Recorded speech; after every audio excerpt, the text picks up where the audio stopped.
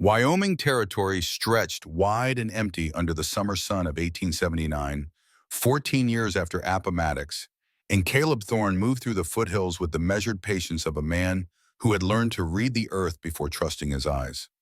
The fence line ran along the creek for half a mile, posts weathered gray from mountain winters, wire sagging in places where cattle had tested it. He checked each connection point with hands that knew the work, but his attention tracked something else entirely.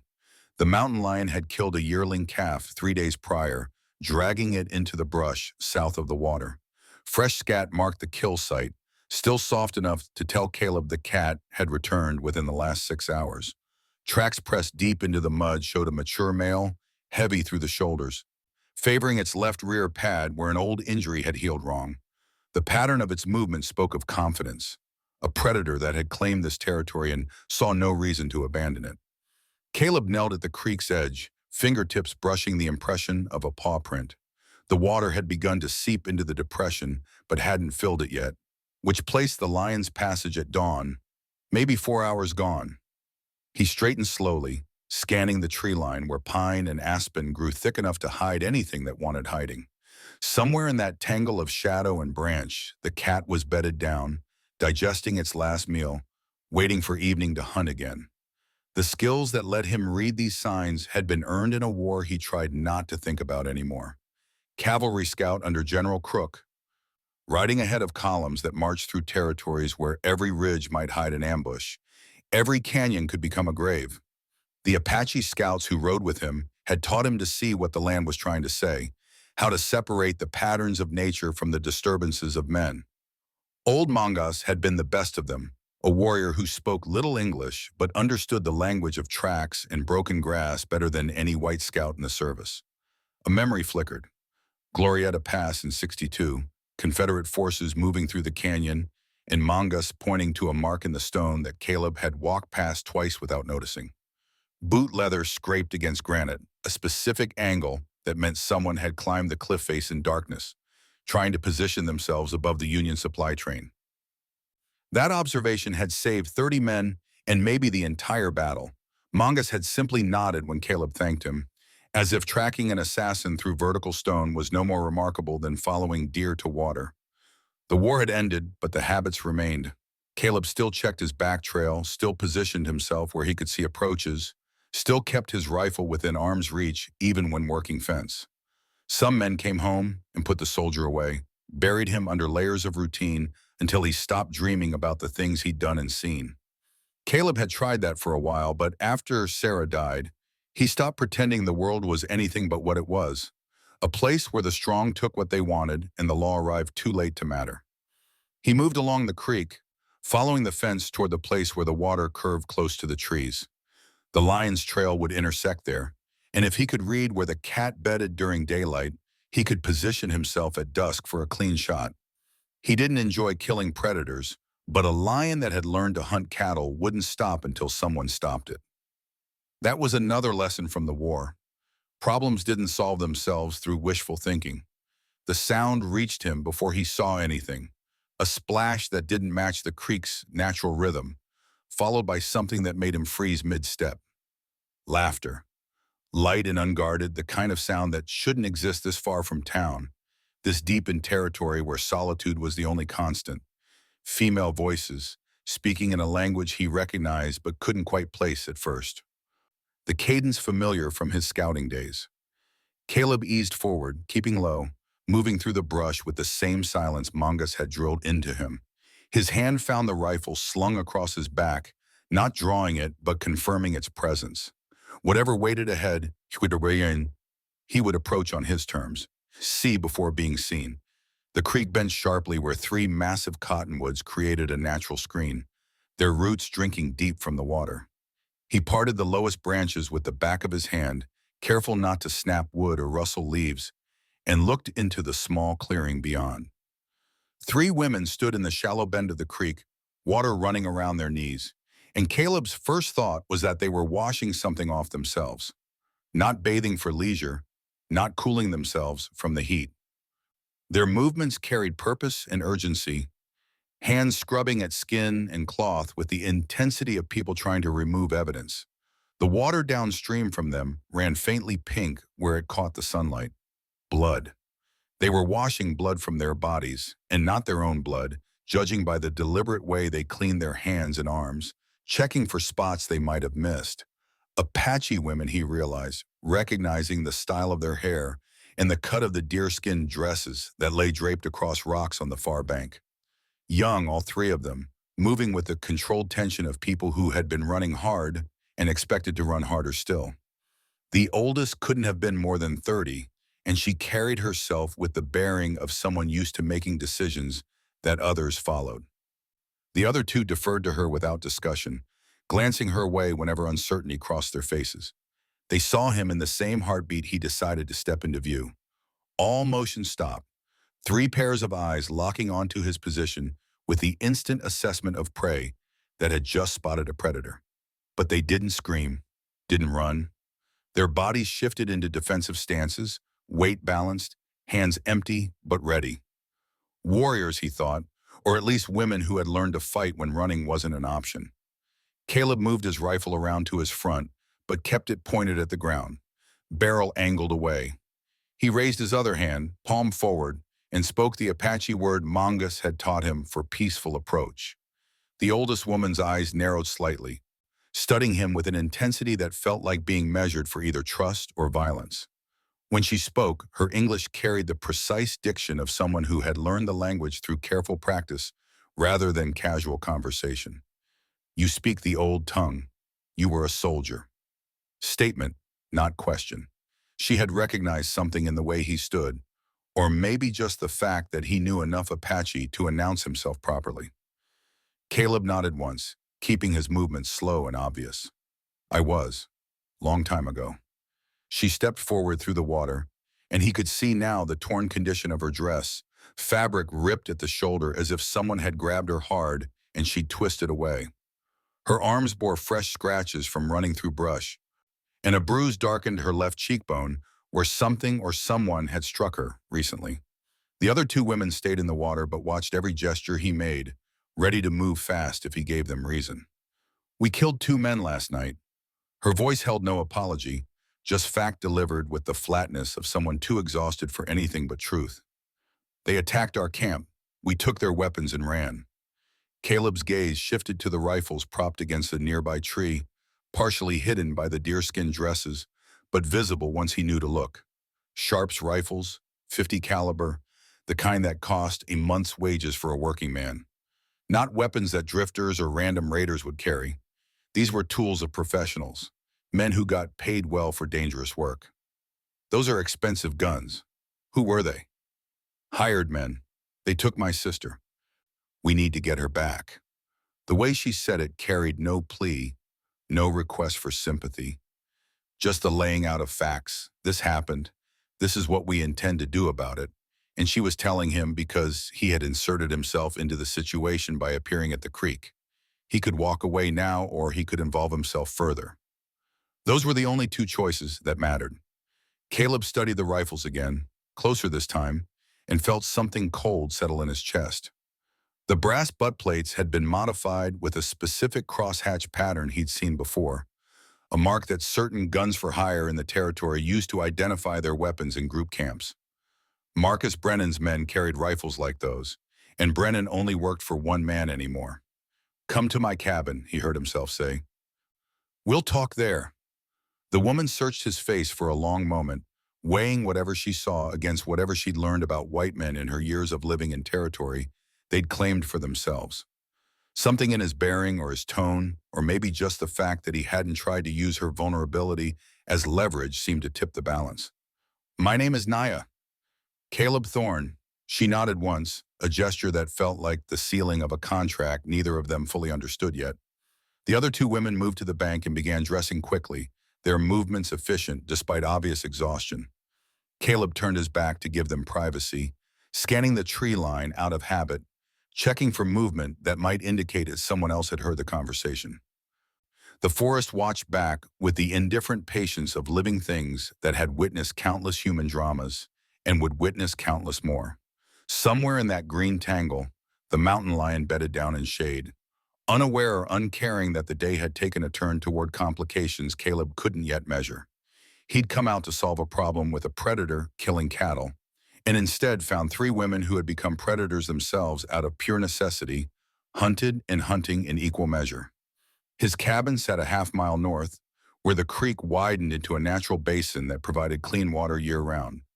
The walk there proceeded in silence, Nia and her companions following at a careful distance, close enough to hear if he spoke, but far enough back to run if he gave them reason. He didn't begrudge them the caution. He'd have done the same in their position. The structure came into view through a break in the trees, small, single room, built from pine logs chinked with creek mud. A stone chimney rose from the north wall, and a covered porch provided shade during summer afternoons. The door hung square in its frame, proof that whoever built it had known carpentry, and the roof showed recent repairs where winter winds had tried to peel away shingles. Utilitarian, defensible, situated where the approach from any direction required crossing open ground. Inside, the space reflected its owner with stark clarity. A single bed against the far wall, military neat with corners tucked tight. A table and two chairs positioned near the fireplace. Shelves holding tools, ammunition, and preserved food in careful rows. No decorations, no photographs, nothing that spoke of sentiment or attachment except for one item mounted on the wall above the fireplace. A cavalry saber in a well-maintained scabbard, the brass pommel engraved with letters too small to read from a distance.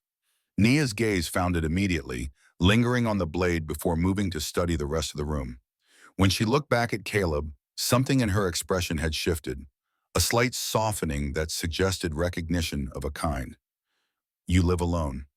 For 2 years now. She didn't ask why, didn't probe at the obvious wound that question would touch. Instead, she moved to the table where a map lay spread and waited at the corners with river stones. The territory spread across the aged paper in careful detail. Creeks and ridges, marked trails and unnamed canyons. Several locations bore ink notations in a tight, controlled hand. Where was your camp? Caleb positioned himself on the opposite side of the table, giving her space to point without crowding. Her finger touched a spot 3 miles northeast, near a formation marked as Split Rock on the map. Here, by the water source. He knew the place, had passed through it twice while scouting for lion sign earlier in the month. Good camping ground, sheltered from wind, with clear lines of sight that should have made it defensible. That it had been attacked meant either the raiders had numbers enough not to care about defense, or they'd approached with enough skill to neutralize the camp's advantages. Split Rock. That's Brennan territory. The name hung in the air between them, and Nia's face hardened in recognition. You know this Brennan? I know of him. Confederate officer during the war. Lost everything after. Now he works for Harlan McCallum. Saying the second name cost him something, a tightening in his throat that he pushed past through pure will. Nia noticed, her sharp eyes catching the micro-expression before he could smooth it away. You know McCallum, too. That man killed my sister 2 years ago. Called it a land dispute. Sheriff ruled it accidental. I knew better. Couldn't prove it. The confession emerged stripped of emotion, delivered in the same flat tone Nia had used to describe killing 2 men. They were sharing information now, establishing the foundation of whatever alliance was forming through circumstance and converging need. Caleb understood that she was measuring him not just as a potential ally, but as a weapon she might aim at targets she couldn't reach alone. Then we share an enemy, Nia said. And the younger woman standing behind her spoke for the first time, her voice carrying an edge of barely controlled anger. We can fight. We killed 2 already. Chenoa is right, Nia added. We're not helpless. Caleb looked at each of them in turn, Nia with her tactical assessment in every glance, Chenoa with her coiled readiness to violence, the third woman whose name he didn't yet know watching everything with the wide-eyed awareness of someone processing trauma while staying functional. They had survived an attack, killed their attackers, and crossed miles of hostile territory to reach this creek. That took capability and courage. 2 men in panic is different from assaulting a fortified position. He kept his tone neutral, stating fact rather than dismissing their competence. How many guard your sister? The third woman answered, her voice quiet but steady. We saw 6 before we ran. maybe more. Brennan's smart. He'll post sentries, keep her visible but protected, probably in the canyon where there's only one approach. Caleb traced the terrain on the map with his finger, showing them the natural choke points and elevated positions. You thought to sneak in at night? Naya nodded. At first. They'll expect that. Sentries will be watching the approaches, especially after your people killed two of their men. They'll be ready for revenge or rescue. Then what do you suggest? Naya leaned forward, studying the map with the focus of someone learning terrain for tactical purposes rather than geography. We don't sneak. We draw them out, make them think they're hunting us, then turn the trap. He began marking positions on the map with small stones. They'll spread their forces looking for you. That's when we hit the camp, extract your sister, and disappear before they can regroup. Chenoa's skepticism showed in the set of her jaw. And if they don't chase us, if they keep their forces concentrated, then I make them chase me. I'll create a diversion at the main approach, force them to split their attention. That opens opportunities. The tactical discussion continued. 3 women who had learned survival through necessity, and 1 man who had learned warfare through profession, finding common language in the geometry of violence. Caleb explained fields of fire, approach vectors, the difference between concealment and cover. Nia absorbed it all with the hungry attention of a student who understood that knowledge might mean the difference between rescuing her sister and joining her in captivity. The youngest woman, who Nia finally introduced as Ayana, asked the question that mattered most. Why help us? You don't owe us anything. Caleb looked at the saber above the fireplace, at the name engraved in brass that he'd touched every morning for 2 years before he stopped being able to bear the weight of it. Sarah Thorne, 1858 to 1877. 19 years old when McCallum's men had set fire to the house she wouldn't sell. Too young to have learned the ruthlessness required to survive in territory where law enforcement meant whatever the richest man in the county decided it meant. I owe myself. I let Sarah die alone. I won't do that again. The words emerged rough, scraping past defenses he'd built carefully and maintained vigilantly. And there's a code. You protect those who can't protect themselves. War taught me that. Losing Sarah reminded me. Naya held his gaze, and something passed between them that wasn't quite trust but resembled understanding. Among my people, we have a similar code. Goyathle, the protector. Then we understand each other. Movement outside broke the moment. Not loud, not obvious, just a subtle shift of weight on earth that didn't match wind or animal passage. Caleb's hand went to his rifle before conscious thought caught up, and Naya saw the reaction, her own body tensing in response. Chenoa and Ayana moved immediately to positions flanking the door, their earlier caution replaced by combat readiness that spoke of recent practice. Caleb crossed to the window in 3 silent steps, easing the shutter open just enough to provide a narrow viewing angle. The clearing outside appeared empty in the late afternoon light, shadows lengthening from west to east, insects beginning their evening songs. But there, at the tree line, a disturbance in the pattern. Branches bent in a way that wind alone wouldn't create, grass pressed flat by something heavier than deer or elk. He studied the area for a full minute, not moving, barely breathing, letting his peripheral vision catch motion that direct focus might miss. There, a shape that didn't quite match the surrounding timber. Too vertical, too still. Human, watching the cabin with the patience of someone who had done this before and knew how to wait without fidgeting. The figure shifted after a while, confident now that whoever was inside hadn't noticed. Caleb tracked the movement as the watcher circled north, keeping to cover, checking sight lines from multiple angles. Professional work, the kind that came from training rather than natural talent. Military bearing in the way weight transferred from one foot to another, minimizing profile while maximizing visibility of the target. After 20 minutes, the watcher withdrew, fading into the timber with the same care used to approach. Caleb waited another 10 minutes before closing the shutter, making sure the retreat wasn't a feint designed to draw out the occupants. Someone was watching, one person, male by the build, experienced at reconnaissance. He moved to the door, checking that the bar was secure. They're gone now, but they'll report back. Brennan's men? Naya positioned herself where she could watch both door and window. Or someone else. The way he moved was cavalry, not hired gun. Caleb retrieved a small leather pouch from beneath his bed, dumping the contents on the table. Ammunition for the rifle and revolver, a whetstone for blades, strips of dried venison wrapped in cloth, provisions for travel or siege, prepared out of habit developed in years of service, where being caught unprepared meant being caught dead. "We can't stay here," Ayana said, voicing what everyone already knew. "If they know where we are, they'll come with numbers." "They'll come at dawn," Caleb agreed. "Standard tactic. Hit when targets are tired, visibility is poor, and reinforcements are unlikely. Which means we leave tonight, move to a position of our choosing, and be ready when they arrive at an empty cabin."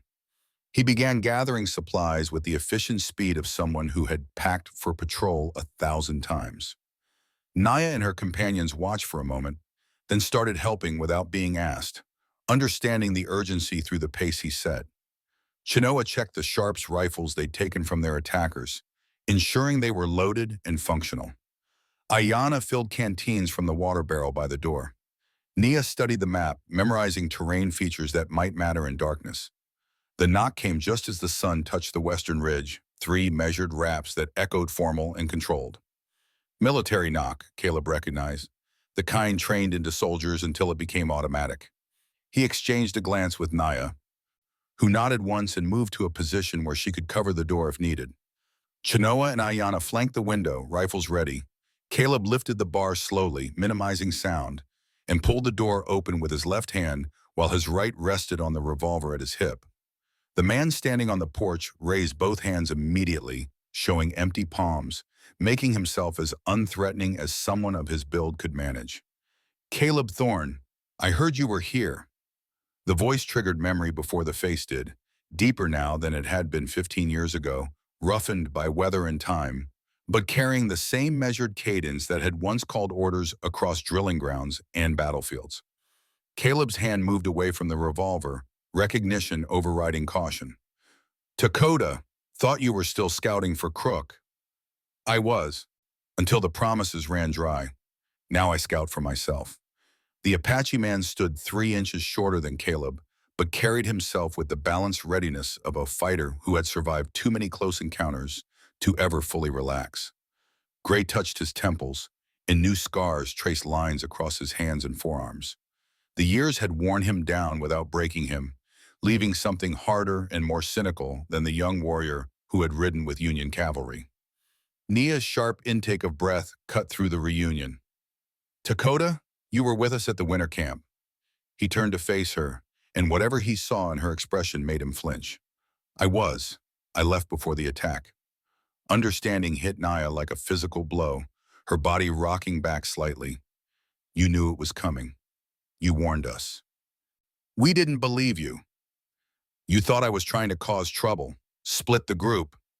Dakota's voice carried old pain, the kind that came from watching people you tried to save walk into destruction anyway.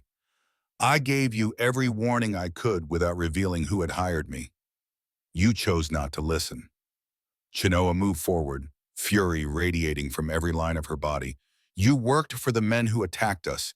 You helped them find us. I scouted the area and reported what I saw, that's all."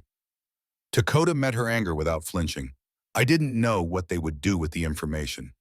When I found out, I tried to stop it. But I was 1 man against 6, and by the time I could act, you were already running." The cabin filled with the kind of silence that precedes violence, everyone measuring distances and angles, weighing the value of revenge against the cost of acting on it. Caleb stepped between Dakota and the women, not to protect either side, but to break the line of tension before it snapped. "Why are you here now?" He kept his voice neutral, demanding information rather than judgment. "Because I can get you into Brennan's camp. I know where the sentries post, where he keeps prisoners, how the watch rotates through the night. I know things that will help you save the girl."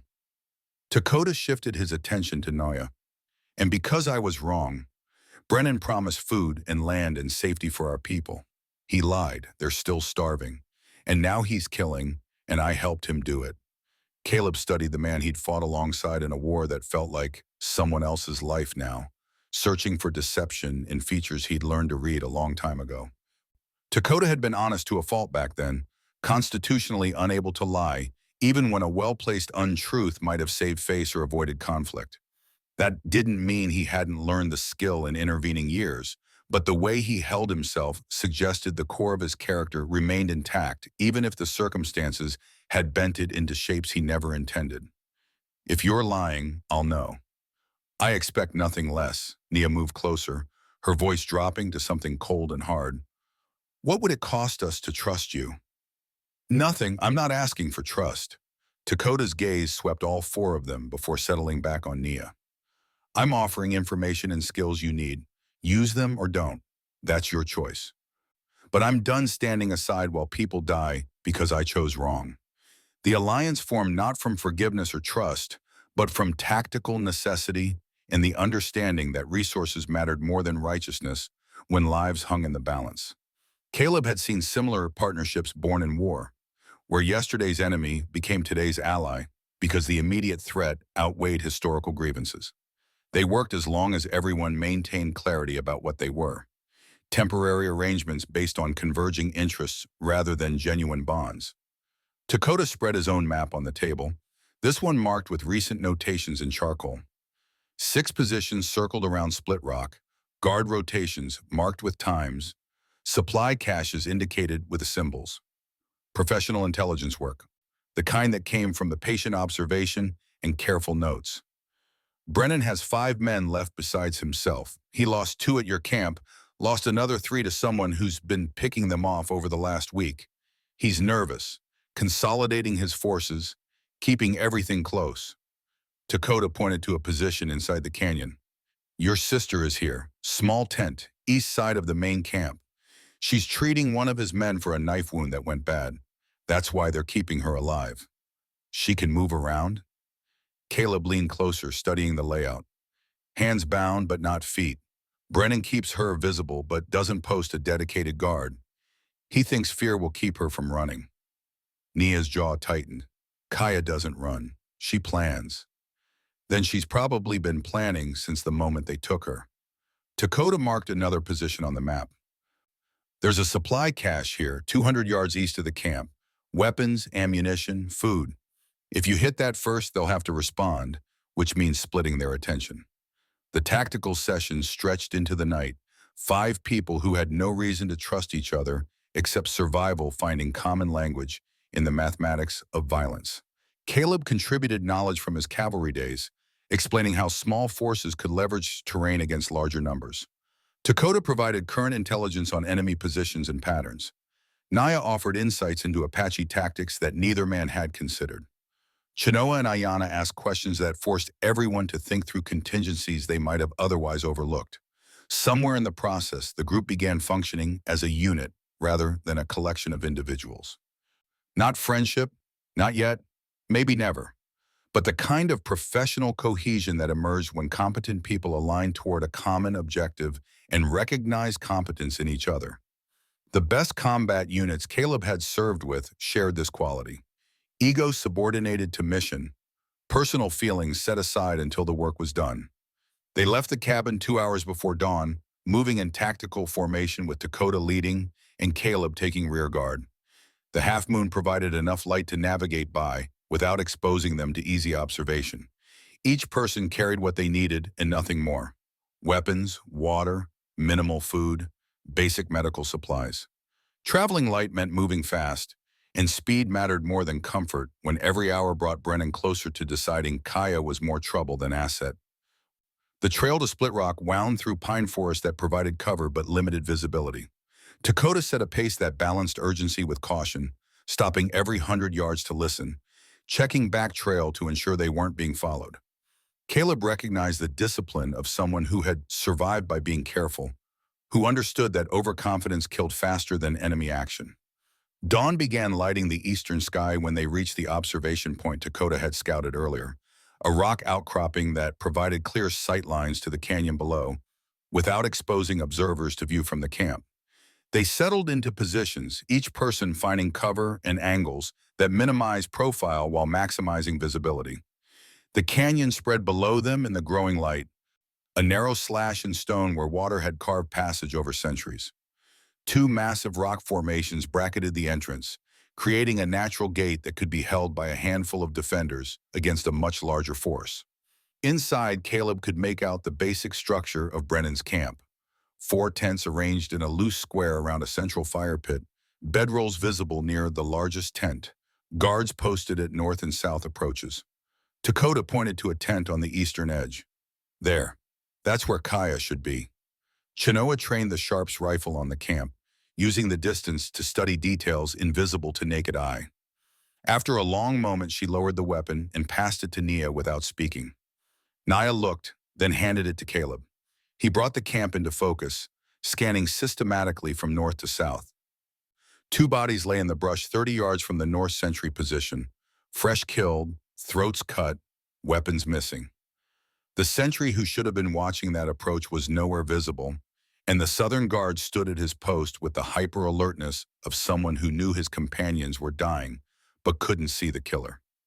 Someone's been here, Caleb said quietly. Two dead in the brush, professional work. Dakota tensed, his eyes scanning the canyon with renewed intensity. I told you someone was killing his men. Military trained, moves like a ghost. I've been trying to track them for 3 days and found nothing. Nia studied the camp through the rifle scope. If this ghost is killing Brennan's men, doesn't that help us? Depends on why they're doing it. Caleb lowered the rifle, his mind working through implications. If they're after the same thing we are, we might be allies. If they have a different objective, we could end up fighting on two fronts. The sun cleared the eastern ridge, flooding the canyon with morning light. Movement near the largest tent drew their attention. A tall man with iron-gray beard emerged, stretching with the stiffness of someone who had slept poorly. Even at this distance, even after 15 years, Caleb recognized the bearing and the distinctive way he favored his left leg. Legacy of a wound taken at Wilson's Creek early in the war.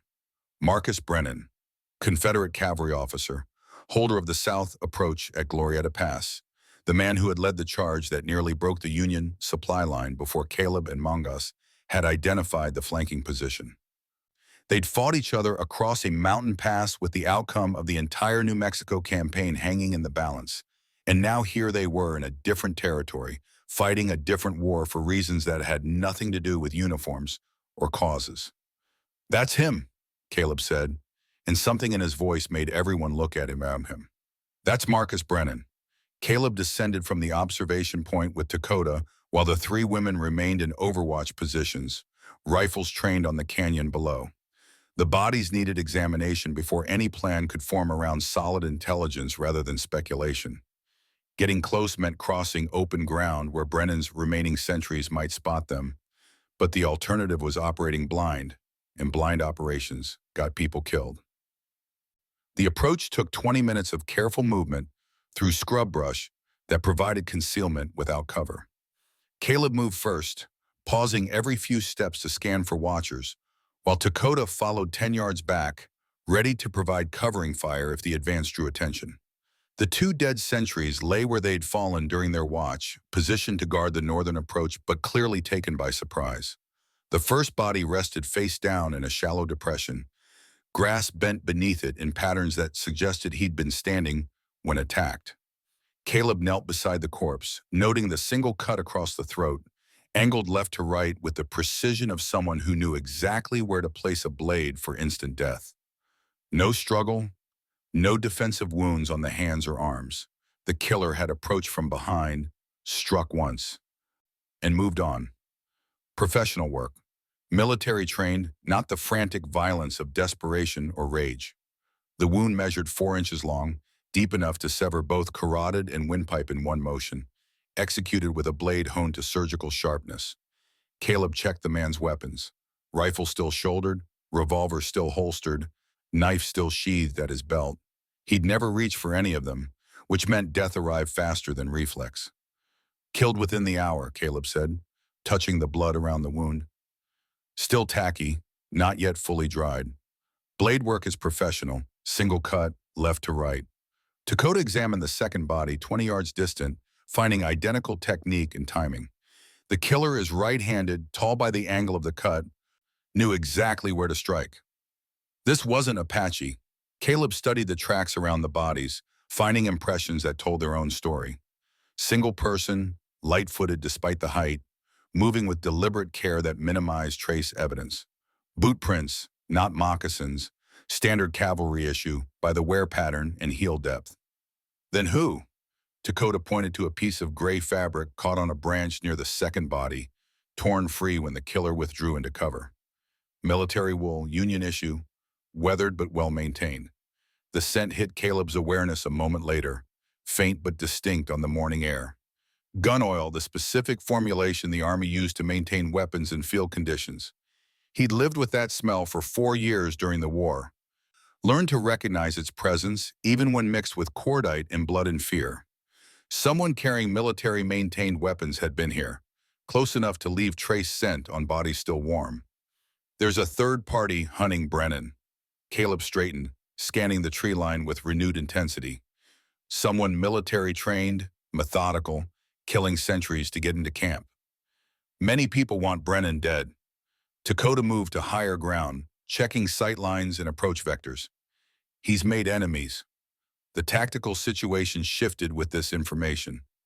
Variables multiplying beyond simple rescue operation into something more complex and dangerous. Whoever was eliminating Brennan's men possessed skills comparable to Caleb's own and moved with the patience of someone who had time to do the work properly. That suggested either personal vendetta or official operation, and either option complicated their plans. Caleb signaled the all clear to the observation point, and Naya descended with her companions, weapons ready and eyes scanning constantly. She studied the bodies with the detached assessment of someone who had seen death before and learned not to waste emotion on it. "Change of plan," Caleb said when they gathered in cover. "We have competition." "Who would want Brennan dead?" Naya kept her voice low, aware that sound carried unpredictably in canyon terrain. "Many people, but whoever this is, they're good. Better than Brennan's men." Caleb pointed to the clean kills, the lack of struggle, the professional efficiency of the work. "They're not trying to rescue Kaya.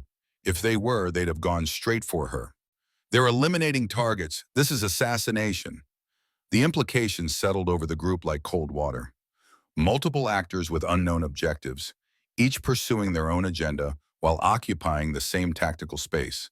The possibility of crossfire, mistaken identity, or simple chaos multiplying until everyone ended up dead or captured. "Scenario 1, Caleb began, falling into the briefing cadence that came naturally after years of military service. "Mystery killer reaches Brennan first. We lose leverage, possibly lose Kaya if they torch the camp. Scenario 2, we reach Brennan first. Mystery killer becomes our enemy because we're between them and their target. Scenario 3, we work with mystery killer, but we don't know their motive or whether they'll honor any agreement." Naya absorbed this with the focused attention of someone learning tactics that might mean survival. "What do you recommend?" "We move faster. Get Kaya out before whoever this is completes their mission." Caleb checked the position of the sun, calculating time remaining before full daylight made movement more dangerous. Dakota goes ahead, gives Kaya the signal. We position for extract and be ready to move the instant she confirms. "What signal?" Chenoa asked, her skepticism about Dakota's involvement still evident in her tone. "Old cavalry trick. Mockingbird call. 3 short, 1 long. She responds with 2 short if she's ready, 3 long if there's a problem." Caleb demonstrated the pattern softly, checking that everyone recognized it. "Dakota tells her to watch for it within the next hour." Dakota nodded acknowledgement and moved toward the canyon without waiting for further discussion. His movement through terrain showed the same professional competence that Caleb remembered from scouting days. Someone who understood that speed mattered less than silence when approaching hostile positions. The remaining 4 took positions that provided overlapping fields of fire while maintaining sight lines to the tent where Kaya was supposedly held. Caleb placed himself where he could cover the main approach. Nia and Chenoa split to cover flanks, and Ayana settled into a position that allowed her to watch their back trail. Standard security formation, executed with the smooth efficiency of people who had learned through necessity what formal training usually required months to instill. 15 minutes passed in silence, broken only by wind through canyon walls and the distant sounds of men waking to another day. Voices carried from the camp, too distant for words but close enough to distinguish tones. Anger, fear, exhaustion. Brennan's remaining men knew they were being hunted and hadn't yet figured out how to stop the killing. Dakota returned with tension radiating from every line of his body. Kaya's ready, but there's a problem. Everyone waited. Brennan knows someone is killing his men. He's locked down the camp. No one moves alone, sentries work in pairs, and Kaya stays in his sight at all times. Dakota pointed to the largest tent. He moved her in there with him. 2 guards at the entrance. He's armed with a double-barrel shotgun and expecting attack. Caleb felt the plan fracturing before they had even attempted it, variables stacking against success faster than he could compensate. How many left? 4, including Brennan. The roaming patrol hasn't returned. Probably dead. He's smart. Turned defensive when offense failed. Caleb studied the canyon layout again, searching for angles they hadn't considered. Can we still extract her? Not without bloodshed. Dakota's certainty carried the weight of someone who had already run through possibilities and found them wanting. The silence stretched while everyone processed implications. Bloodshed meant noise. Noise meant response from remaining guards. Response meant increased risk of casualties on both sides. And somewhere in the mix, an unknown killer working their own agenda, likely to interpret any violence as an opportunity to complete their mission. I've got one play. Caleb's voice emerged rough with reluctance, knowing the risk before he fully articulated it. It's dangerous. All waited. I go in alone, as Parley. Naya's hand shot out, gripping his arm with surprising strength. That's suicide.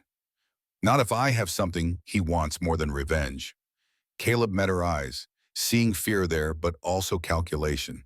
The tactical mind working through whether the risk balanced against potential gain. What could you possibly offer that matters more than killing us? Chenoa demanded. Information about Harlan McCallum. Caleb let that sink in, watching understanding dawn. Brennan and I have history. We were at Glorietta Pass, opposite sides. I took his brother prisoner. Thomas Brennan survived the war but died 3 years ago of consumption in a Union prison camp. Marcus never forgave how POWs were treated. Dakota's expression shifted. You never mentioned this. Didn't matter until now. But Marcus Brennan has been working for McCallum to get money for something he considers important. If I can prove McCallum is using him, that the money will never come, he might deal. Caleb began checking his weapons, ensuring everything was secured properly. I tell him I know where McCallum keeps his land deeds and financial records. Everything needed to destroy the man legally. Do you actually know? Naya's question cut to the core of whether this was strategy or bluff. Yes, I scouted McCallum's ranch after Sarah died, looking for evidence I could use. Couldn't prove the murder, but I mapped the place thoroughly. I know where he keeps documents, how he moves money, which land claims are fraudulent. Caleb finished his preparations, turning to face them fully. I'm offering real intelligence, not a bluff. The weight of that settled over the group. Caleb was putting his one piece of leverage on the table, the information he had been saving for eventual justice, spending it now for people he had met less than 24 hours ago. Nia seemed to recognize the significance of the offer, her expression softening slightly. If this goes wrong, you'll be captured or killed. Then we lose you and the information. Her voice carried more emotion than tactical assessment. If it goes right, we extract Kaya without fighting our way through 4 armed men, while some unknown killer potentially shoots at everyone. Caleb picked up his rifle, checking the action one final time. I'm going to walk in through the main approach. Give me 10 minutes to make contact before you move to secondary positions. If shooting starts, extract immediately and head for the rally point we marked. He moved toward the canyon before anyone could argue further, knowing that hesitation would undermine resolve.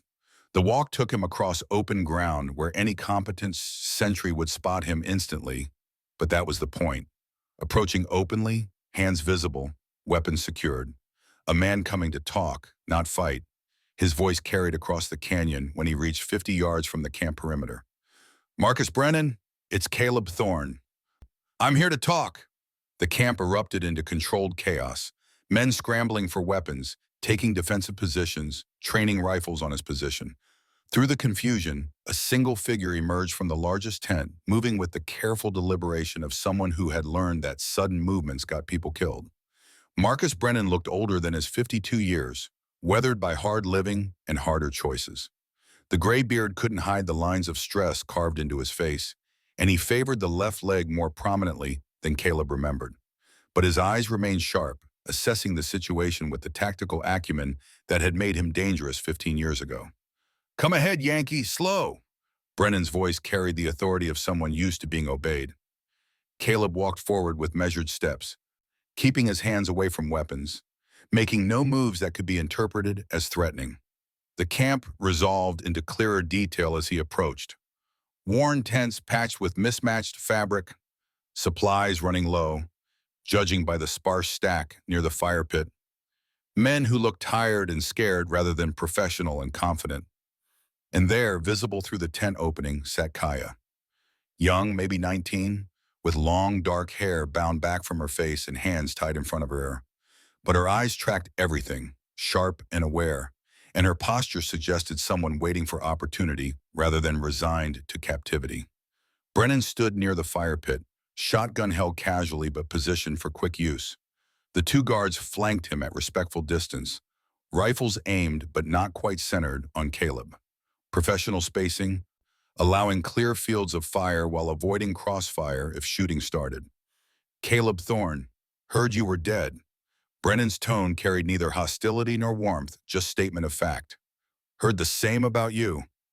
Caleb stopped 20 feet away, close enough to talk without shouting, but far enough to dodge if Brennan chose violence over conversation. "What brings you to my camp?"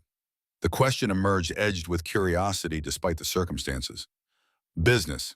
Caleb kept his own tone neutral, two professionals discussing terms rather than enemies negotiating surrender. Brennan laughed, short and bitter. "You're here for the girl. Apache sisters don't hide their intentions well." "I'm here to offer a trade." Caleb shifted slightly, easing weight off his bad knee, the one that still ached when weather changed or stress mounted. "Information for the girl. Information you need more than you need her." Interest flickered across Brennan's features before discipline masked it. "Go on." "You're working for Harlan McCallum, following his orders, doing his dirty work, waiting for payment that will let you start over somewhere clean." Caleb watched reactions carefully, seeing confirmation in the tightness around Brennan's eyes. "But he's never going to pay. The land he promised you? Already sold to railroad investors? The money he owes? Gone into his pockets. You're expendable to him, Marcus. Just like everyone else, he's used and discarded." Brennan's grip on the shotgun tightened fractionally. "Where did you get this information?"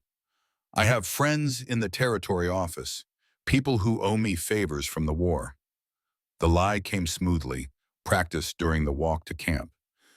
"McCallum's been buying land with fraudulent deeds, selling legitimate titles to railroads, pocketing the difference. He's committed fraud against dozens of people, including Confederate veterans he promised to help. If that's true, he owes me $5,000. Brennan's voice dropped to something cold and dangerous. "More than money. He owes you your brother's honor." Caleb played the card he'd been holding, the emotional lever that might tip calculation into rage. "Thomas died thinking you were working for a man who'd give you both a fresh start. McCallum played you, Marcus. Used your grief and your guilt and your desperation to turn you into his weapon. And when you're no longer useful, he'll dispose of you the same way he disposed of everyone else who trusted him." The words hit harder than Caleb expected. Brennan's face going white before flushing red with suppressed fury. The shotgun trembled slightly, and for a moment the situation balanced on the edge of violence. Then Brennan exhaled slowly, forcing control back into his features and posture. "Why tell me this?" The question emerged quiet, almost wondering. "Because I want McCallum too. I want him in a courtroom, facing charges, watching everything he built collapse around him. And I want that girl released because holding her serves no purpose except making enemies you don't need." Caleb gestured toward Kaya without taking his eyes off Brennan. "We both get what we want. You get evidence against McCallum. I get the girl. Everyone walks away to fight another day." Brennan studied him for a long moment, weighing words against history and current desperation against future possibilities. Whatever he saw in Caleb's face seemed to satisfy some internal calculation. You always were honest, Thorne, even when lying would have served you better. Brennan lowered the shotgun slightly, not quite aiming it at the ground, but no longer centered on Caleb's chest. At Glorieta, you could have claimed Thomas died in battle, would have saved everyone grief, but you reported him captured, made sure he got medical attention, treated him like a soldier instead of vermin. He was a soldier, good one from what I saw. Caleb recognized the moment shifting, hostility easing into something more complex. What happened in the prison camps after wasn't my doing, and it wasn't his fault. System failed both of you. The shot came from the tree line without warning. Sharp crack of a rifle followed immediately by one of Brennan's guards dropping with a grunt of pain. Everyone scattered, diving for cover as a second shot kicked up dirt where the guard had been standing. Chaos replaced negotiation. Years of combat training snapping into place as Caleb rolled behind a water barrel and Brennan threw himself behind the fire pit. "It's the ghost," Brennan shouted, fury and fear mixing in his voice. "The one who's been killing my men." Another shot, closer this time, splintering wood from a tent pole. Whoever was shooting had elevation and cover, probably positioned in the rocks above the canyon floor. Professional work, picking targets methodically while remaining invisible to return fire. Caleb found himself in the absurd position of sheltering behind the same cover as the man he'd come to negotiate with. Both of them pinned by an unknown shooter with excellent marksmanship. Brennan's remaining guard tried to locate the shooter, exposing himself for a moment before taking a bullet through the shoulder that spun him around and dropped him hard. "Can you shoot?" Brennan's question came urgent, practical. Two soldiers recognizing the immediate threat outweighed their personal conflict. "Better than your men." Caleb assessed angles, trying to locate muzzle flash or movement that would reveal the shooter's position. Brennan tossed him a Winchester, ammunition belt following. "Then help me kill this bastard before we all die." The alliance formed without discussion or formal agreement, pure tactical necessity overriding everything else. Caleb caught the rifle, checked the action, and began scanning the rocks with the systematic approach that had kept him alive through a war and the years after. Brennan covered the opposite direction, shotgun replaced with a rifle that offered better range. They moved in coordination without planning, falling into the rhythm of soldiers who had fought too many battles to waste time on communication when action sufficed. When Brennan indicated a potential position, Caleb laid down covering fire while Brennan relocated. When Caleb needed to move, Brennan provided suppression that kept the shooter from acquiring a clear target. The tactical dance continued for minutes that felt like hours, neither side gaining advantage as the shooter demonstrated patience and discipline equal to their own. Kaya used the chaos to work at her bonds, fingers finding a sharp rock and sawing through rope with focused determination. Then the shooter stood up, a dozen yards from their position, and Caleb's world tilted sideways as recognition hit like a physical blow. Female, early 30s, wearing modified army uniform with captain's bars on the collar. Dark hair pulled back severely, features carrying the weathered look of someone who's spent more time in the field than behind desks. And most stunningly, achingly familiar. The same sharp intelligence in her eyes that Sarah had possessed. The same set to her jaw that meant decisions made and committed to without doubt. "Stand down, both of you!" Her voice carried command authority, someone used to being obeyed without question. Caleb's rifle lowered fractionally as memory crashed through present moment. Beth, Elizabeth Hartwell, Captain U.S. Army Intelligence, the officer who had recruited Sarah to carry messages and documents through territory too dangerous for military couriers to traverse safely. The last person to see Sarah alive before McCallum's men killed her. The one who had disappeared afterward without explanation or apology. Brennan kept his weapon trained on her, confusion and suspicion warring in his expression. "You know her?" She was Sarah's friend. Caleb couldn't quite process the implications yet, too many questions piling up faster than answers could form. Elizabeth lowered her rifle but maintained ready position, someone who had learned never to fully disarm around potential threats. "Caleb, I've been tracking these men for 2 months. They're responsible for 12 murders across 3 territories. All victims were people who refused to sell land to Harlan McCallum or testified against his business practices. The information landed with the weight of revelation and confirmation combined. Caleb had suspected McCallum's reach extended beyond simple land fraud, but 12 murders suggested organization and ruthlessness on a scale that transformed individual crime into systematic campaign. Sarah? The question emerged raw despite his attempt to control it. Yes, and others. Elizabeth's gaze shifted to Brennan, assessment replacing whatever personal emotion might have shown. Your men killed them on McCallum's orders. You were his cleanup crew. And now he's cleaning up you. Brennan's face went through rapid transformation. Shock, denial, understanding, and finally cold rage. He hired us to intimidate people who wouldn't sell. Rough them up, make them scared enough to leave. He never said anything about murder. You really believe that? Elizabeth's contempt showed clearly. You thought he wanted you to follow people across territories, wait for them to be isolated, then just talk to them? My men acted without orders. Brennan's voice carried desperate edge, someone trying to maintain distinction between following immoral orders and committing capital crimes. I executed 2 of them when I found out they'd killed instead of intimidated. That doesn't bring back the dead. Caleb found his voice again, pulling focus away from Elizabeth's sudden appearance toward the tactical situation. And it doesn't solve our immediate problem. Beth, lower the rifle. We need to talk. He's a murderer. Elizabeth's weapon remained trained on Brennan. Finger outside trigger guard, but ready to move inside if circumstances demanded. So am I. So are you. We were all soldiers. We all killed people who didn't deserve dying. Caleb positioned himself where he could intercept if Elizabeth decided to shoot. The difference is context and orders and which side we fought for. Marcus followed bad orders from a bad man. That's not the same as being evil. The argument seemed to resonate, or maybe Elizabeth simply recognized that killing Brennan now would eliminate a valuable witness against McCallum. Her rifle lowered incrementally, though readiness remained in every line of her body. I didn't know about Sarah. Brennan's voice emerged quiet, almost broken. McCallum told us she drew on his men first, that they acted in self-defense. If I'd known the truth, you'd have done exactly what you did, because you needed the money and McCallum had it. Caleb kept his tone neutral, stating fact rather than accusation. But you know now. Question is what you do with that knowledge.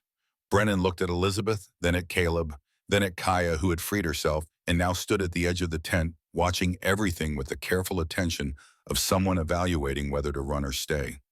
His shoulders sagged slightly, exhaustion and defeat replacing the rigid military bearing he'd maintained. The Army wants McCallum? He directed the question at Elizabeth. The Army wants him for defrauding the government, stealing land grants meant for veterans, bribing officials, and conspiracy to commit murder. Elizabeth's response carried official weight, someone reciting charges already documented and filed. I have authority to offer immunity to witnesses who cooperate fully. I'll testify. I have records, names, dates, payments, orders. Brennan gestured toward his tent. Everything I need to prove McCallum hired us and what he hired us to do. The tension shifted from immediate violence to uneasy truce. 3 people who had been enemies or strangers moments ago, finding themselves aligned through converging needs. Caleb understood this dynamic from the war, how shared objectives could override personal animosity when survival or justice required cooperation. Naya emerged from cover with Chenoa and Ayana, weapons ready but not quite aimed at anyone specific. They assessed the situation rapidly. Caleb alive and apparently negotiating, Brennan disarmed and talking rather than fighting, an unknown woman in Army uniform standing amid the wreckage of what should have been a rescue operation turned into something far more complex. Kaya, Naya said simply, seeing her sister free and moving. Kaya ran to her, the 2 women embracing with the fierce intensity of family reunited after believing reunion impossible. Chenoa and Ayana closed around them protectively, creating a barrier between the sisters and potential threats. Elizabeth turned her assessment toward the newcomers, recognition dawning as she connected Caleb's presence to their purpose. The people Brennan's men attacked. The ones who started this, Caleb confirmed. Naya and her sisters. They killed two of Brennan's men and came looking for justice. And found it through you. Elizabeth's gaze softened slightly when looking at the Apache women, perhaps recognizing something of Sarah in their determination. Dakota appeared last, moving from his covering position with the wary caution of someone uncertain what reception awaited. Brennan saw him, and something close to betrayal crossed his features. You brought them here. You were supposed to be scouting for me. Accusation rather than question. I was trying to stop people from dying. Dakota met Brennan's anger without flinching. You wouldn't listen when I said McCallum was using us, so I helped the people trying to expose him. The standoff might have reignited into violence except for the sound that froze everyone. Horses approaching, many of them, moving fast enough to raise dust visible above the canyon rim. Elizabeth moved immediately to higher ground, scanning the approach with professional efficiency. 20 riders, armed, military formation. She dropped back to cover, face grim. McCallum's men, they know you're here. Elizabeth's assessment carried the weight of certainty born from experience reading terrain and enemy movement. 20 armed riders meant McCallum had committed significant resources to this operation, probably pulling men from his ranch and hiring additional guns from whatever sources would take his money without asking questions. The tactical situation transformed from complex negotiation to immediate survival crisis.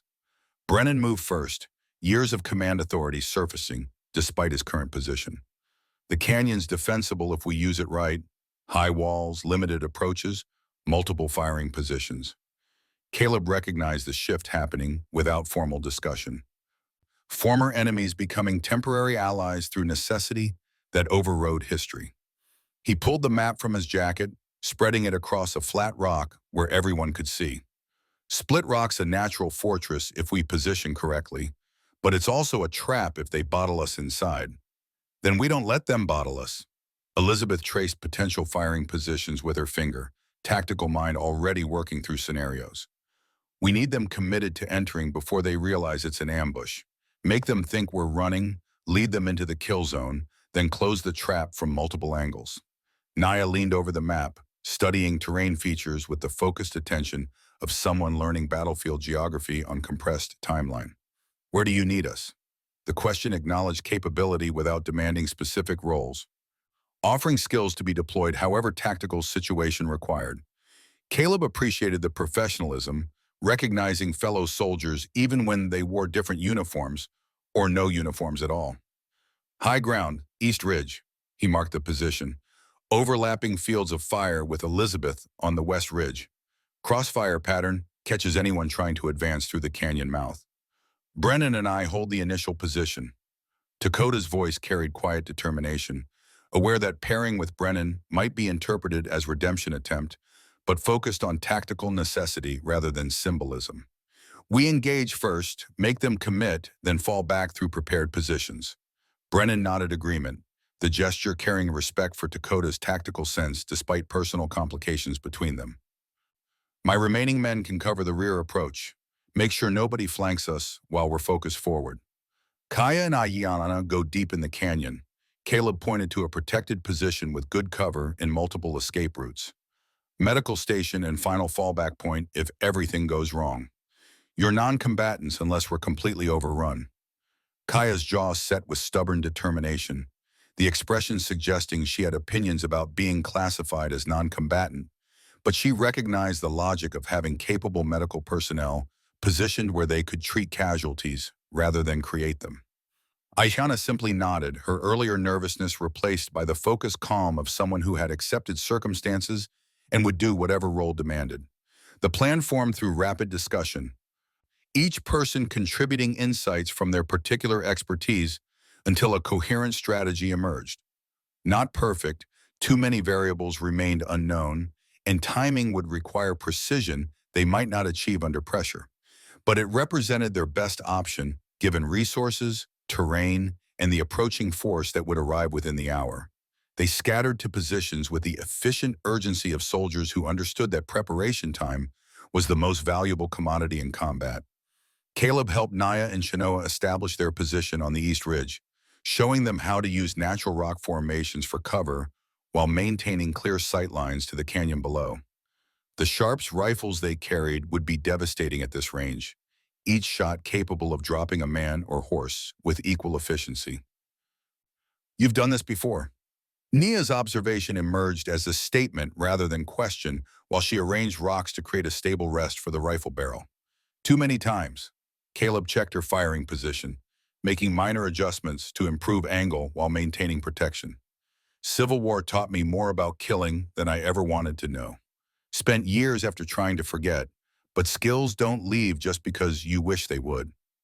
Do you regret learning them? She looked at him directly, genuinely curious rather than judgmental. The question deserved honest answer rather than comfortable platitude. I regret needing them, but since the world is what it is, I'm grateful I survived long enough to use them when it matters. He gestured toward the canyon where McCallum's force would soon appear. Today, they matter. That's enough. Chenoa settled into her position with the rifle, sighting down the barrel and making mental calculations about range and wind. How many have you killed, Caleb Thorne? I stopped counting after Glorietta Pass. The memory surfaced sharp and unwelcome. Confederate forces charging up the slope, while Union rifles cut them down in waves, bodies piling on top of bodies until the living had to climb over the dead to continue attacking. Numbers stop meaning anything after a while. You just survive and hope the people beside you survive and try to forget the faces afterward. He moved to check on Elizabeth's position before the conversation could continue into territory he preferred leaving unexplored. She had established herself with professional efficiency, natural cover supplemented by carefully arranged stones that would deflect return fire while allowing clear shooting lanes. Her rifle rested within easy reach, spare ammunition laid out for quick reloading. "You're Sarah's brother." Elizabeth's statement carried complex emotion beneath the surface calm. She talked about you constantly, how you taught her to read, how you joined the army to earn money for both of you, how you bought this land so she'd have something after the war. She shouldn't have been carrying messages for you. Caleb kept his voice level despite the anger that still burned when he thought about Sarah's death. She was a civilian. Putting her in danger was wrong. She volunteered, insisted actually, after she found out what McCallum was doing. Elizabeth's hands moved automatically, checking her weapons with the practiced efficiency of ritual. She said somebody had to stand up, and if the men were too scared or too corrupt, then she'd do it herself. I tried to talk her out of it. Tried multiple times. She wouldn't listen. The words carried truth that Caleb recognized from his own experience with his sister. Sarah had possessed a streak of stubborn righteousness that made her infuriating and admirable in equal measure, unwilling to compromise when she believed something was wrong. That quality had gotten her killed, but it had also made her someone worth grieving. I should have protected her better. The admission emerged rough, scraping past defenses built over 2 years of self-recrimination. She didn't want protection. She wanted justice. Elizabeth met his eyes with the directness of someone who had carried her own guilt about Sarah's death and made peace with what could have been changed versus what couldn't. Today we give her that. We stop McCallum and everyone like him. That's the only memorial she'd accept. Sound of approaching horses grew audible now. Rhythmic thunder of many hooves on hard ground. The force came into view at the canyon mouth. 20 riders as Elizabeth had estimated, led by a man whose expensive clothes and fine horse marked him as someone accustomed to wealth and the privileges it purchased. Harlan McCallum had ridden out personally, a decision born not from courage but desperation. With Brennan potentially cooperating with authorities and documents missing, he couldn't trust this operation to hired guns. Too much was at stake. Too many witnesses needed silencing, including Brennan himself. Sheriff Dawson rode beside him, assurance that any survivors could be arrested for resisting lawful authority. McCallum had learned that violence worked best when dressed in legal authority. Caleb studied the man who had ordered Sarah's death through the rifle scope, memorizing features for the testimony that would come later. Mid-50s, gray beard, neatly trimmed, bearing that suggested more time in boardrooms than saddles despite current position. The kind of man who bought violence rather than committing it personally, who believed money insulated him from consequences, and law enforcement existed to protect people like him rather than constrain them. Sheriff rode beside McCallum, the man's presence confirming Caleb's long-held suspicion about corruption in local law enforcement. Sheriff Dawson had ruled Sarah's death accidental, despite evidence suggesting otherwise, had declined to investigate McCallum's business practices despite multiple complaints, had consistently protected the wealthy rancher from accountability. Seeing him here, armed and riding with McCallum's hired guns, rather than attempting to enforce actual law, removed any lingering doubt about his allegiance. The force advanced into the canyon with the confidence of people who expected intimidation rather than resistance. They rode in loose formation, weapons visible but not quite ready, talking among themselves in voices that carried false bravado. Hired guns of mediocre quality, Caleb assessed. Men who took money to look dangerous, but hadn't faced serious opposition often enough to develop real combat discipline. When they reached the midpoint of the canyon, McCallum's voice echoed off stone walls with the arrogant certainty of someone used to being obeyed. "Brennan, I know you're here. Give up the girl and the documents, and this ends without bloodshed." Silence answered him, canyon holding its breath while hidden defenders waited for the right moment. McCallum shifted in his saddle, irritation beginning to show as his demands met no response. "This is the law." Sheriff Dawson's attempt at authority fell flat, tone suggesting even he didn't believe the words. "Come out peacefully and we can resolve this." More silence. The riders began looking around nervously, finally recognizing that empty canyon and lack of response might indicate preparation rather than flight. Several reached for weapons, tension spreading through the group as professional instincts belatedly warned them about the tactical situation. When they had advanced another 20 yards, committed to the canyon with retreat, requiring exposure to whatever waited ahead, Caleb stood from cover where the entire force could see him. He remained still and visible on an outcropping that placed him above the riders, rifle held casually but positioned for quick use. His voice carried clearly, projecting the command authority he'd learned in years of leading scouts through hostile territory. "Harlan McCallum!" Every head turned toward him, weapons coming up as the force realized they'd ridden into a trap. "My name is Caleb Thorne. You killed my sister Sarah. Today, you answer for it." He fired once, the signal everyone had waited for, the shot deliberately placed to strike rocks near the lead riders rather than hit anyone. Not mercy, just tactics. The initial shot established he had the high ground and clear field of fire, gave defenders time to acquire targets, while attackers were still processing the situation. Then Elizabeth opened fire from the opposite ridge, Nia and Chenoa adding their rifles a heartbeat later, and the canyon erupted into chaos that transformed orderly advance into desperate scramble for survival. 3 men dropped in the first volley, precision shooting from elevated positions that caught riders before they could respond. Horses reared and screamed, throwing their riders or bolting back toward the canyon mouth where Dakota and Brennan had positioned themselves to block retreat. The neat formation collapsed into confused mass of men trying to find cover that didn't exist, return fire toward positions they couldn't quite locate, and process the realization that they were caught in a killing ground with nowhere to run. Caleb worked the rifle with mechanical efficiency, years of practice making the sequence automatic. Acquire target, breathe out, squeeze trigger, work the action, acquire next target. He aimed for horses when possible, preferring to disable rather than kill, but circumstances didn't always permit choice.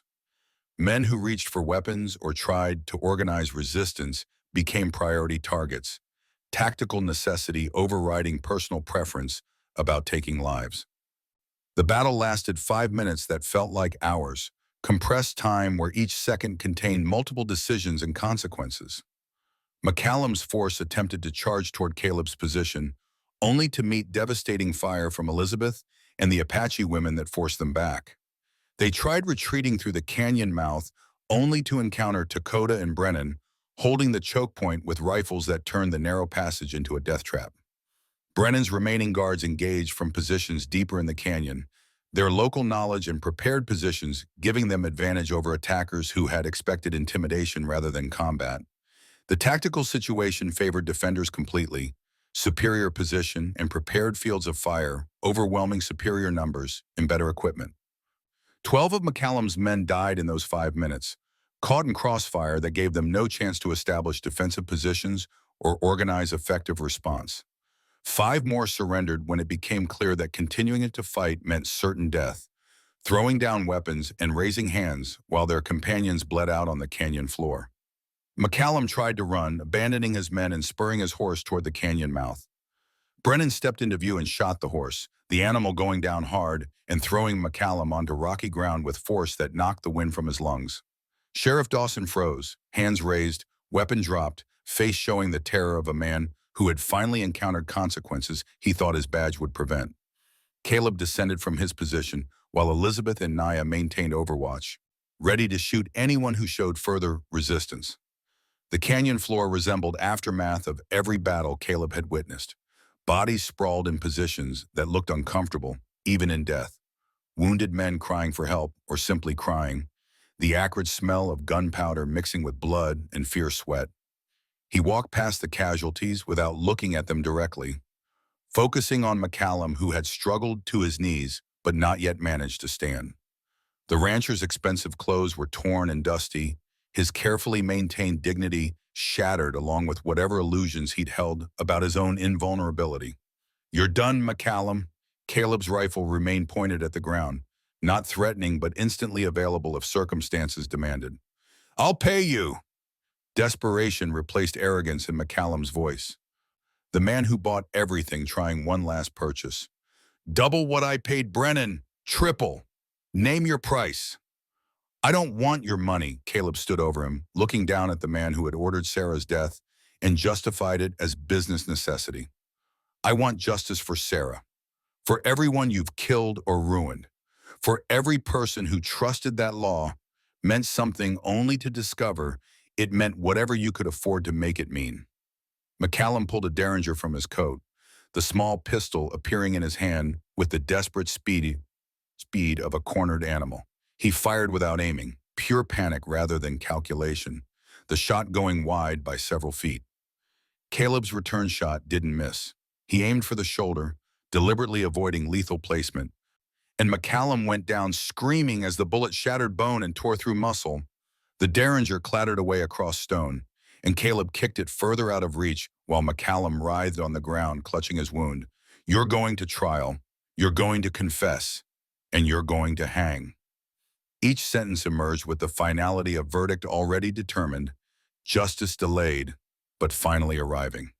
That's what Sarah deserves. That's what all of them deserve. Elizabeth arrived with her rifle slung, already transitioning from combat mode to law enforcement role. She pulled McCallum's arms behind his back despite his protests, securing them with practiced efficiency that suggested she'd arrested people before. "Harlan McCallum, as an officer of the United States Army, I'm placing you under arrest for fraud, conspiracy to commit murder, bribery of federal officials, and theft of government resources." The formal language carried satisfaction underneath official tone. "Sheriff Dawson, you're under arrest for corruption, accessory to murder, and conspiracy to obstruct justice." Dawson didn't resist, too shocked by the battle's outcome and his own survival to mount any defense. He simply stood with hands raised while Brennan's men secured him, all fight gone from someone who had relied on badge rather than courage. The casualties were counted with grim efficiency. 15 of McCallum's force dead, 5 wounded, 5 captured unharmed. On the defender side, Dakota carried a bullet graze across his ribs that Kaya was already treating. And one of Brennan's men had taken a round through the thigh that would require serious medical attention, but probably wouldn't prove fatal. Light casualties considering the numerical disadvantage, testimony to superior position and preparation. Kaya moved among the wounded with professional detachment, treating enemy casualties with the same care she gave to allies. Her medical knowledge proved extensive and practical, hands moving with confidence as she cleaned wounds, applied pressure to stop bleeding, and assessed who needed immediate evacuation versus who could wait for proper facilities. Caleb helped her when she indicated need, following her instructions without questioning her expertise despite her youth. He had seen enough battlefield surgeons to recognize competence, and Kaya possessed it in abundance. Her hands remained steady even when treating the man who had held her captive, mercy extended without judgment or hesitation. "You're very good at this," he said quietly while holding pressure on a wound that would have bled out without intervention. I was taught that all life has value, even lives that have done terrible things. She worked rapidly, securing the bandages with knots that would hold under stress. Killing him after the fighting ends would make me like them. I'm not like them. The wisdom in those words came from someone who had thought deeply about violence and its consequences, who had chosen mercy as principle rather than default response. Caleb respected that choice even while recognizing his own path had diverged toward pragmatic justice rather than absolute compassion. Brennan approached as Caleb finished helping Kaya with the wounded, the older man moving with visible exhaustion that went beyond physical fatigue into something deeper and more crushing. He had fought well during the battle, holding the critical choke point despite heavy fire, but victory clearly brought no satisfaction. I'll testify against McCallum. Give Elizabeth everything I have. His voice emerged flat, drained of emotion.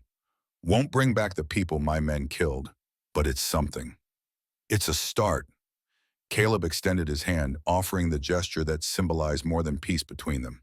And it's more than most men in your position would do. Brennan took the offered hand, gripped firm despite obvious pain from injuries sustained during the fighting. I'm going to prison. I know that. I deserve it.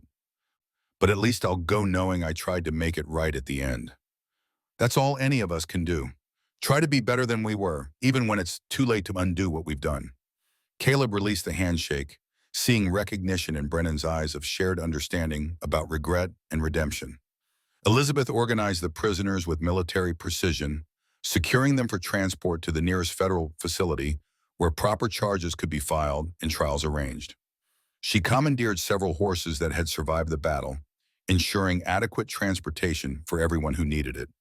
Nia and her sisters gathered near the canyon wall, away from the main group, speaking in quiet tones that suggested processing what had just occurred. Caleb gave them space, recognizing they needed time to come to terms with violence they had witnessed and participated in. Revenge achieved, but at cost that wouldn't fully register until shock wore off. Eventually, Nia approached him alone, her expression carrying complexity that went beyond simple relief or satisfaction. Kaya is safe. That's what we came for. And McCallum will face justice. That's what I wanted. Caleb looked at the prisoners being prepared for transport, at McCallum's expensive clothes now torn and stained with blood and dirt. Doesn't feel quite like I expected it would. Justice rarely does. It's necessary but not satisfying. Not the way revenge promises to be. She turned to face him fully. What will you do now?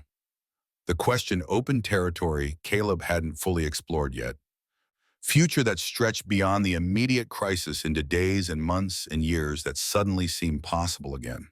For 2 years he had existed rather than lived, going through motions of maintaining the ranch without real purpose beyond keeping busy enough to avoid thinking. Sarah's death had hollowed him out, leaving shell that functioned but didn't feel. Today something had shifted, not healing exactly, but maybe the beginning of it. Fighting beside people who needed help, using skills he'd tried to forget for purpose that mattered. Achieving justice through proper channels rather than vigilante violence. It reminded him of who he'd been before grief transformed him into isolated ghost, haunting his own land. Go back to my ranch. Try to build something. The words emerged tentative, testing whether he believed them. Maybe make the land productive again. Maybe stop just surviving and actually live. We need to find our people. Rebuild. Nia gestured to her sisters. See if we can pull together what's left of our band, find somewhere safe to settle. Caleb considered his next words carefully, aware they carried implications beyond simple hospitality. You could rebuild on my land. It's big enough. Water's good, more space than one person needs. She studied him with the sharp assessment that characterized all their interactions, weighing his offer against experience that taught caution about white men bearing gifts. You would allow us to settle there? It's not allowing, it's sharing. He met her eyes directly, wanting her to see truth behind the offer. Way it should have been from the start. Land is land. It can hold more than one family, more than one way of living. Sarah would have wanted that. She always said there was enough for everyone if people would just stop hoarding. The decision didn't come immediately. Naya needing time to discuss with her sisters and process implications. Caleb didn't push, understanding that trust built slowly or not at all, and this offer represented a foundation of something that might grow into genuine alliance, given patience and good faith. Dakota interrupted their conversation by limping over, one hand pressed to his bandaged ribs, but moving under his own power despite obvious pain. I owe you a debt, Caleb, for trusting me when I'd given you no reason to. No debt. You fought well. That's enough. Caleb clasped the man's shoulder carefully, avoiding the injury. You made choices that hurt people. Today you made different choices. That's what matters. Then consider me a friend if you'll have me, someone you can call on if need arises. Dakota extended his hand in the gesture that meant more among Apache than simple greeting, offering bond that carried obligation and honor in equal measure. Caleb took the offered hand, sealing agreement that felt significant despite simplicity of the gesture. Friends were rare in his life, real ones even rarer, and finding one in the aftermath of betrayal and redemption spoke to possibility of change he'd stopped believing in. The group dispersed over the following hours, each person or subgroup heading toward their own futures. Elizabeth departed with her prisoners, promising to keep Caleb informed about trial dates and testimony requirements. Brennan went with her in custody but with agreement for immunity in exchange for complete cooperation. The surviving hired guns faced prosecution without deals, their choices leaving them without leverage or sympathy. Kaya and her sisters chose to accompany Caleb back to his ranch, not committing to permanent settlement yet, but accepting temporary shelter while they assessed whether the offer held sincerity or hidden costs. He understood the caution and accepted it as reasonable given their history with white promises that dissolved into exploitation. The shift between them happened gradually, without announcement or decision. 3 weeks after the battle, Naya had found Caleb splitting wood behind the cabin, working with the methodical rhythm of someone trying to exhaust thought through labor. She picked up the second axe without asking and worked beside him, matching his pace. They split 2 cords in silence. A month later, she began sitting on his porch after the evening meal, ostensibly to watch for threats, but really because the silence there felt different from the silence inside her dwelling. Caleb would join her after a while, 2 people who had seen too much violence to need words for understanding what the other carried. When Ayanna asked if they were courting, Nia had no answer. Apache traditions didn't have words for what was forming between them. Not quite partnership, not quite romance, something that existed in the space where 2 damaged people recognized each other's scars without needing to speak them aloud. Caleb, for his part, had stopped touching Sarah's saber each morning. The ritual of grief had transformed into something quieter, memory without the sharp edge of loss. Nea's presence hadn't healed the wound, but it had shown him that life existed beyond it. 6 months later, the cabin had expanded into a small complex of structures, the original building supplemented by 3 Apache-style dwellings arranged around central space that served as communal gathering area. Gardens grew where Ayanna had cultivated soil with patience and knowledge passed down from her grandmother, someone who had taught her that healing didn't only come from medicine, but from food grown in good earth. She had discovered that settler children were fascinated by Apache farming techniques, and teaching them gave her purpose beyond survival. Where Chinoa taught words and Kaya taught healing, Ayanna taught the quiet skill of making things grow.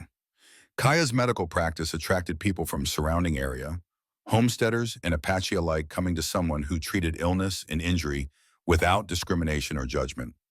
Caleb worked alongside Naya to repair fences and expand grazing land, partnership based on complementary skills and mutual respect. They spoke little during the work, comfortable with silence that came from knowing each other well enough not to require constant conversation. Sometimes in the evenings, they sat together watching the sun set behind distant peaks, proximity suggesting intimacy without demanding it, relationship developing at pace that suited both of them. Dakota visited regularly, bringing news from other Apache bands and occasionally staying to help with larger projects that required additional labor. His presence had become accepted rather than tolerated, redemption earned through consistent reliability rather than dramatic gestures.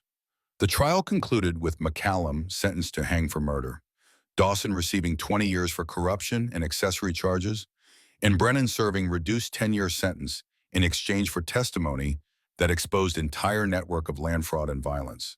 Justice delivered slowly but thoroughly, system working the way it was supposed to when people with integrity insisted on accountability. Caleb visited Sarah's grave one morning 6 months after the battle, placing wildflowers on soil that had settled into place over her remains. The wooden marker he'd carved still stood straight, her name weathered but legible, dates recording life too short but not wasted. Nia approached quietly, respecting the moment but offering presence without speaking. They stood together in silence while morning birds began their songs and the creek ran its eternal course nearby. She would be proud of what you did. Nia's voice carried certainty despite never having met Sarah. She would have done it herself if she'd lived long enough. Caleb touched the marker gently, feeling the grooves his knife had cut into wood, while grief was still fresh and all-consuming. She believed in justice even when it cost her everything. I'm just finally catching up to where she already was. They walked back toward the cabin together, leaving Sarah to her rest but carrying her memory forward into the community they were building. Not perfect, still working through complications of people from different worlds learning to coexist in shared space, but functional and growing, possibility replacing isolation, hope emerging from ground that grief had scorched.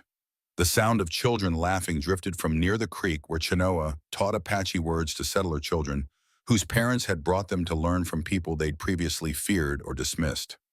Cultural exchange happening organically through proximity and necessity. Next generation perhaps avoiding some of the mistakes that had cost the previous ones so dearly. Caleb allowed himself something he hadn't felt in 2 years, satisfaction at work well done and anticipation of work still to come. The land that had been his solitary refuge was becoming home again, populated by people who chose to be there rather than ghosts who couldn't leave. Some things couldn't be undone. Sarah remained dead, casualties of McCallum's greed couldn't be restored to life, years lost to grief and violence couldn't be reclaimed. But with time and effort, new things could be built on foundations of old sorrow. Better things, things that honored the dead by giving the living reason to continue. That was Sarah's legacy, more valuable than land or gold or revenge. The understanding that justice mattered, that people mattered, that community built through shared values could survive forces that destroyed communities built on exploitation or fear. Caleb Thorne no longer walked alone through his days, no longer carried silence like armor against connection. The path forward remained uncertain and likely difficult, but it was a path walked in company with people who chose to walk beside him. That was enough. That was everything.